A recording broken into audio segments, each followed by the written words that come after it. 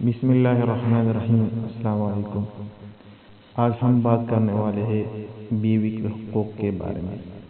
اسلام میں بیوی کے حقوق۔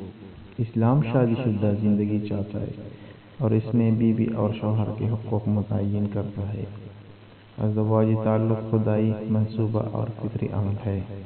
ازدواجی تعلقات میں اصل پیار اور محبت ہے جو میاں بیوی کے مابین خوشگوار ذہنی حالت اور کیفیت کا باعث ہوتا ہے، لیکن اگر میاں بیوی کے درمیان ناچاقی، نفرت اور ناخوشگوار کیفیت ہو جائے تو اس کا حل بھی پیش کرتا ہے۔ اس کا حقوق بھی بتائے ہم نے۔ حقوقی ترمیم۔ ازدواجی زندگی ایک اہم زندگی ہوتی ہے۔ اس میں زوجین، خاندان، گھر اور سماج کے تعین بے شمار ذمہ داریاں عائد ہوتی ہیں۔ میاں بیوی کے درمیان تعلقات خوشگوار رکھنے کی ہر ممکن کوشش کرنی چاہیے۔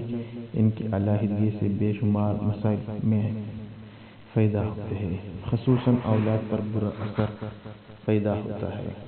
یہ پیغمبر اسلام محمد صلی اللہ علیہ وسلم اس پر بہت توجہ دیتے تھے۔ شوہر کے بیوی پر حقوق درج ذیل ہے۔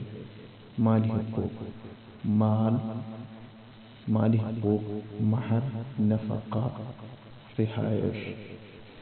غیر مالی حقوق: عدل و انصاف،